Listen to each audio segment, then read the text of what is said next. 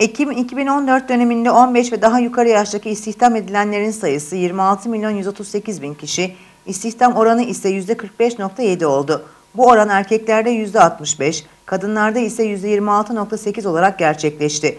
Bu dönemde tarım sektöründe çalışan sayısı 5.404.000 kişi, tarım dışı sektörlerde çalışan sayısı ise 20.734.000 kişi olarak gerçekleşti.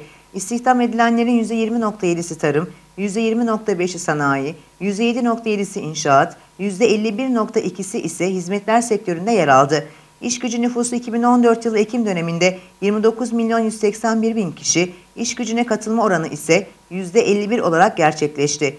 İş gücüne katılma oranı erkeklerde %71.5, kadınlarda ise %30.9 oldu.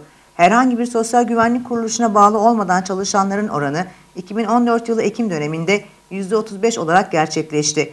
Bu oran tarım sektöründe %82.9 iken tarım dışı sektörlerde %22.5 oldu. Mevsim etkilerinden arındırılmış istihdam sayısı bir önceki döneme göre 132.000 kişi artarak 26.058.000 kişi olarak gerçekleşti. İstihdam oranı ise 0.2 puanlık artış ile %45.5 oldu. Mevsim etkilerinden arındırılmış işsizlerin sayısında 2014 yılı Ekim döneminde bir önceki döneme göre 9.000 kişilik artış gerçekleşti. İşsizlik oranı ise değişim göstermeyerek %10.6 oldu.